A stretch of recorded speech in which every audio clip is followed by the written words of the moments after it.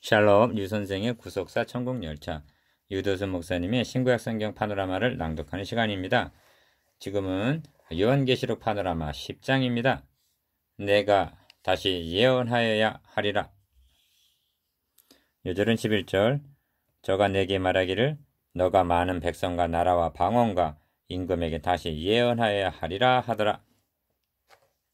10장은 9장 마지막 부분 20절에서 21절까지에서 제기된 남은 사람들은 오히려 회개치 아니하더라는 말씀과 결부되는 내용입니다.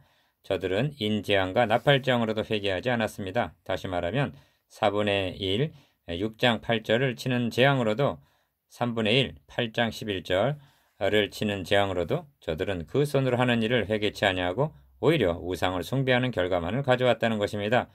그렇다면 하나님은 2분의 1을 치시는 재앙을 준비하고 계시는 것일까요? 아닙니다. 도표에서 보시는 바대로 요한에게 기억, 펴놓인 책을 니은 가지라, 디귿, 먹어, 버리라, 리을 다시 예언하여 하리라 하고 말씀하시는 것입니다. 이것이 교회의 사명입니다.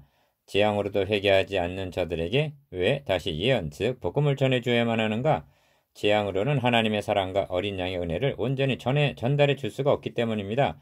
이를 모르기 때문에 재앙을 만나자 우상을 더욱 의지하게 되었던 것입니다. 그러므로 구원이라는 복음 증거를 통해서만이 산출해낼 수 있는 열매라는 것입니다.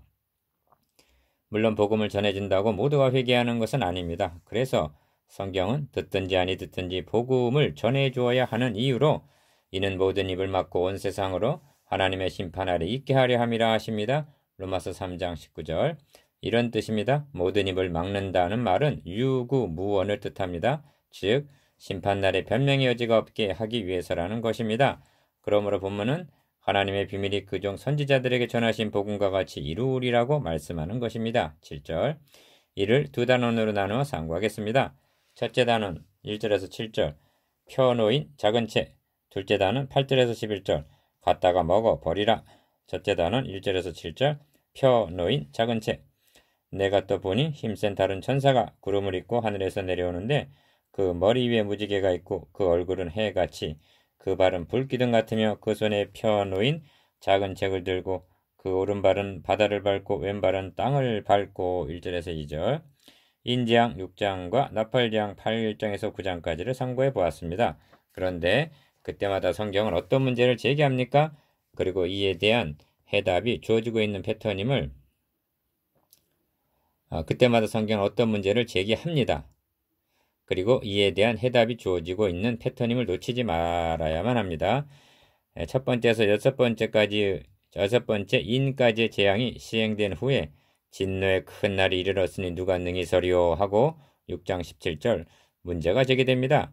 그리고 이에 대한 대답으로 하나님의 입맞은 자들과 어린 양의 피에 그 옷을 씻어 쉬게 한 셀 수 없는 무리들이 흰 옷을 입고 손에 종려 가지를 들고 보좌 앞과 어린 양 앞에 서서 큰 소리로 구원하심이 보좌에 앉으신 우리 하나님과 어린 양에게 있도다 하고 7장 9절에서 10절 찬양하는 장면이 나옵니다. 이것이 누가 서리오에 대한 답변이었던 것입니다. 그렇게 하신 후에 다시 첫 번째에서 여섯 번째까지의 나팔재앙은 시행이 됩니다. 그런데 또 문제가 되게 되는데 이 재앙에 죽지 않고 남은 사람들은 회개치 아니하고 오히려 회개치 아니하더라는 것입니다. 9장 20절에서 21절 하나님은 저들을 회개케 하시려고 재앙의 강도를 점차적으로 더해 가심에도 불구하고 이 재앙으로 회개치 않더라는 것입니다. 이에 대한 해답으로 다시 예언하여 하리라 하고 복음 증거의 필요성을 말씀하시는 것이 10장의 문맥입니다. 1. 10장에서는 힘센 다른 천사가 등장합니다. 1절 상반절 기억 그런데 이 천사의 모습이 무척이나 영광스럽습니다. 구름을 입고 하늘에서 내려오는데 그 머리 위에 무지개가 있고 그 얼굴은 해 같고 그 발은 불기둥 같다고 말씀합니다. 1절 하반절 니은 이런 분이라면 그리스도일 거라고 추측을 합니다. 그러나 주님으로 보기보다는 이 천사의 영광스러움은 그의 손에 들려있는 책과 관련이 있는 다시 말하면 그 책의 내용이 영광스럽기 때문이라는 말씀입니다. 디귿 이 점을 12장 1절에서 볼 수가 있습니다. 태양을 입은 한 여자가 있는데 그 발 아래는 달이 있고 그 머리에는 12별의 면류관을 썼더라 합니다. 이 여자는 교회를 상징하고 있는 교회가 이처럼 영광스러울 수가 있는 것은 이 여자가 벤 아이 12장 2절 즉 그리스도 때문인 것입니다. 그 손에 펴놓은 작은 책을 들고 합니다. 2절 상반절. 그렇다면 이 책이 무슨 책인가? 이 책이 5장의 책과 다른 책이라는 근거로 작은 책이라는 묘사를 들고 있는데 여기에 너무 치중할 필요는 없습니다. 왜냐하면 8절에서는 그냥 책이라고 말씀하고 있기 때문입니다. 기억, 그 오른발은 바다를 밟고 왼발은 땅을 밟고 있다고 말씀합니다. 2절 하반절. 이것도 그가 들고 있는 책과 관련 있는 묘사인데 열린 책이 전파되어야 할 범위를 말해주는 것이라 할 수가 있습니다. 즉 온 세상을 뜻합니다. 니은 사자의 부르짖는 것 같이 큰 소리를 외치니 합니다. 3절 상반절. 이것도 그 책이 무슨 책인가를 간접적으로 나타내고 있다겠습니다. 즉 사자같이 큰 소리를 외쳐야 할 메시지라는 것입니다. 3. 여기서 초점이 어디에 맞춰져 있느냐 하면 기억, 천사가 아니라 그 손에 들고 있는 작은 책이요. 니은 그렇다고 강조점이 작은 책이 있는 것이 아니라 디귿 펴놓인 책에 맞춰져 있음을 유념해야만 합니다. 어찌하여 펴놓인 책이라고 말씀하고 있는가? 4. 5장에 등장하는 봉안책과 연관시키기 위해서입니다. 기억, 그 임봉되었던 책을 어린 양이 받아서 6장 1절부터 시작하여 8장 1절에 이르기까지 7인을 모두 떼심으로 니은 10장 2절에서 펴놓인 책으로 등장하게 되었음을 알기를 바라기 때문입니다. 그 이유에서가 아니라면 10장 전체를 살펴봐도 펴놓인 책이라고 말해야 할 이유를 발견할 수가 없는 것입니다. 디귿, 이 말씀에 대한 배경이라 할 수 있는 에스겔 2장 9절에서 10절까지에서는 두루마리 책을 하나님이 펴셔서 에스겔에게 먹으라 하는 것으로 되어 있습니다. 5. 그러므로 이 펴놓인 책은 5장에서 말씀드린 대로 기억, 이 비밀은 만세와 만대로부터 무로 감추었던 것인데 이제는 그의 성도들에게 나타났고 골로새서 1장 26절 라고 한 복음인 것입니다.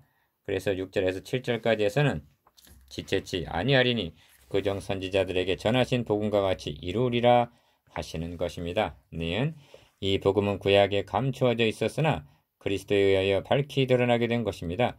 이 점을 히브리서에서는 옛적의 선지자들로 여러 부분과 여러 모양, 모형, 그림자, 예표 등으로 우리 조상들에게 말씀하신 하나님이 이 모든 날 마지막에 아들로 우리에게 말씀하셨다고 증거하고 있습니다.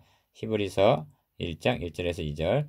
그러므로 십자가 복음은 마지막 계시인 것입니다. 니은 만에 하나라도 이를 다른 책인 양 말한다면 다시 예언하여야 하리라 한 것이 11절 하반절 복음 성경 외에 다른 복음이 있다는 과언을 범하게 되는 것입니다. 이유 그렇습니다. 복음이란 마지막 계시요 복음 증거는 마지막으로 주어지는 최후 통첩과 같은 의미가 있는 것입니다. 기억, 하나님은 최후 통첩을 하신 후에 심판을 행하시려는 것입니다. 다시 말씀드립니다만 하나님은 그리스도를 통하여 드러내신 복음 외에 다른 복음을 갖고 계시지 않습니다. 그러므로 복음을 거부하는 자에게 다시 예언해야 할 다른 책 11절 하반절 다른 복음은 없다는 말씀입니다. 니은 임봉되었던 책이 어린 양에 의해서 열려졌다는 것은 말세로 접어들었음을 의미합니다. 지체하지 아니하리니 한 대로 6절 하반절 촉박하다 더 이상 기회가 없다는 말씀입니다. 7. 사절을 음미하고 넘어가야만 하겠습니다. 7 우레가 발할 때에 내가 기록하려고 하다가 곧 들으니 하늘에서 소리가 나서 말하기를 7 우레가 발한 것을 임봉하고 기록하지 말라 하더라 하십니다. 기억, 임봉하라는 말씀이 계시록에서 이것이 유일무이한 것입니다. 22장 10절에서는 반대로 이 책의 예언의 말씀을 임봉하지 말라 하십니다. 니은 그렇다면 7 우레가 발한 내용이 무엇이기에 임봉하라 하시는가? 먼저 한 가지 가능성을 제기합니다. 우리가 알기로는 하나님께서 사랑하는 자녀들에게 비밀에 붙여두신 한 가지가 있는데 그것은 그날이 언제인가 하는 연월일시입니다.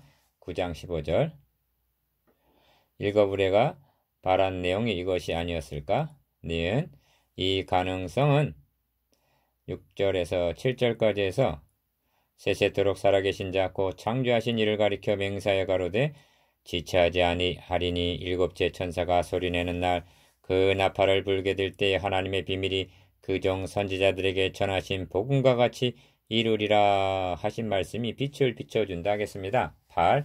이제 중요한 요점을 말씀드리려고 합니다. 인봉하라는 말씀은 2절의 펴놓았다는 것과는 상반된 말씀입니다. 그렇다면 이 대조를 통해서 말씀하시고자 하는 의미는 분명해진다 하겠습니다. 기억, 이 책을 펴거나 보거나 하기에 합당한 자가 보이지 않았을 때 5장 4절 요한은 교회를 뜻하죠. 교회는 크게 울 수밖에 없었습니다. 그러나 이제 그 책이 교회 앞에 펴놓인 책으로 주어졌을 때 교회는 어떻게 해야 마땅한가 묻고 있는 것입니다. 너희는 인봉에 놓은 것을 호기심을 하려고 하지 말고 펴놓은 말씀을 전파하라는 것입니다. 니은 전파하라는 것이 되는 것입니다. 니은 계시록을 상고하는 성도라면 주님이 재림하시는 그날이 언제인가? 아마겟돈 전쟁은 일어날 것인가? 666이라는 짐승의 표는 무엇인가? 하는 것을 제일 알고 싶어 합니다. 그러나 성경은 이에 대하여는 침묵한 채 다만 때와 기한은 아버지께서 자기의 권한에 두셨으니 너희 알 바 아니요 오직 땅끝까지 이르러 내 증인이 되리라 하실 분입니다. 사도행전 1장 7절에서 8절 이 말씀으로 족하다 하겠습니다. 둘째 단은 8절에서 11절 갖다가 먹어 버리라. 하늘에서 나서 내게 들리던 음성이 또 내게 말하여 가로되 너가 가서 바다와 땅을 밟고 섰는 천사의 손에 펴놓인 책을 가지라 하기로 8절 1 펴놓인 책을 가지라 하십니다. 그리하여 펴놓인 책은 천사의 손에서 요한에게 전달이 됩니다.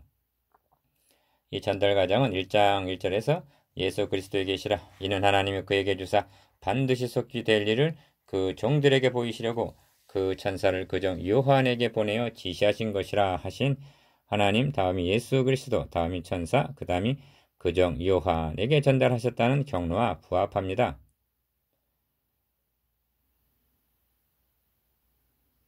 이 갖다가 먹어 버리라 하십니다. 9절 상반절 그렇습니다. 밝히더라는 복음은 갖고 있는 것만으로는 부족합니다. 이를 먹어야만 생명이 되는 것입니다. 주님은 말씀합니다. 인자의 살 말씀을 먹지 아니하고 인자의 피를 마시지 아니하면 너희 속에 생명이 없느니라. 내 살을 먹고 내 피를 마시는 자는 영생을 가졌고 요한복음 6장 53절에서 54절 3. 너의 배에는 쓰나 너의 입에는 꿀같이 달리라 하십니다. 9절 하반절 기억 복음이란 받을 때는 송이꿀보다도 더 단 것입니다. 니은 그러나 이로 인하여 핍박을 받게 될 때 그 믿음을 지키기란 쓴 것과 같은 고초가 있는 것입니다. 디귿 또한 자신의 믿음을 지키는 것만이 아니라 이를 증거하는데 따르게 되는 박해란 더욱 그러한 것입니다. 쓴 정도가 아니라 죽음까지도 불사히 하기 때문입니다. 4. 저가 내게 말하기를 너가 많은 백성과 나라와 방언과 임금에게 다시 예언하여야 하리라 하십니다. 11절 기억 이것이 요한에게 주어진 사명입니다. 이 말씀 속에 왜 책이 펴 놓인 책인가? 어찌 요한에게 갖다가 먹어 버리라 하시는가? 그 의도가 명백히 드러나고 있는 것입니다. 니은 많은 백성과 나라와 방언과 임금에게 다시 예언하기 위해서 11절 즉 저들에게 복음을 전해줘 구원하기 위해서인 것입니다. 디귿 그렇다면 요한이 받아먹고 예언하여야 할 그 펴놓인 책의 내용이 무엇이겠습니까? 그종 선지자들에게 전하신 복음입니다. 7절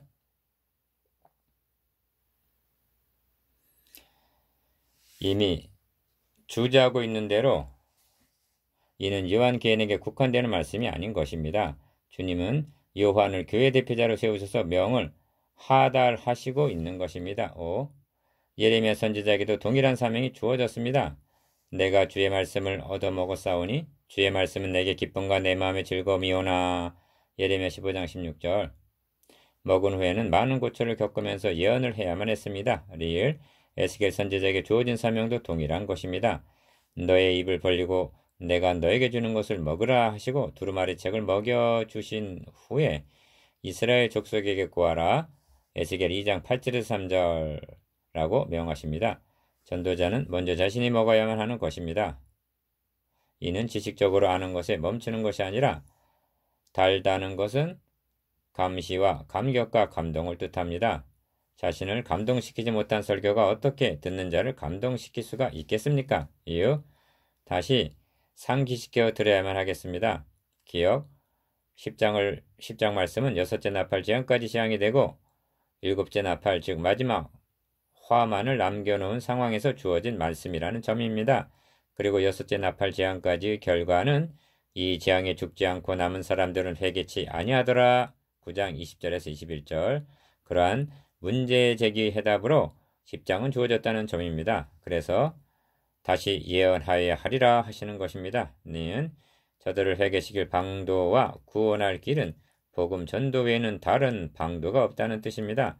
그러므로 성경은 말씀합니다. 하나님의 지혜에 있어서는 이 세상이 자기 지혜로 하나님을 알지 못하는 거로 하나님께서 전도에 미련한 것으로 믿는 자들을 구원하시기를 기뻐하셨도다. 유대는 표적을 구하고 헬라에는 지혜를 찾으나 우리는 십자가에 못 박힌 그리스도를 전하니 유대인에게는 꺼리끼는 것이요 이방인에게는 미련한 것이로되 오직 부르심을 입은 자들에게는 유대인이나 헬라인이나 그리스도는 하나님의 능력이요 지혜니라. 고린도전서 1장 21절에서 24절. 그러므로 본 강론을 통해서 복음 증거에 도전을 받게 되고 그리하여 이기는 삶을 살아가는 데 도움이 된다면 이 책의 사명은 완수한 것이 됩니다. 디귿 명심하십시다. 복음 전도란 주님께서 이기는 자는 하신 영적인 전투요 자기의 증거하는 말을 인하여 저를 이기었으니 12장 11절 라고 한 승리의 비결이라는 점 말입니다.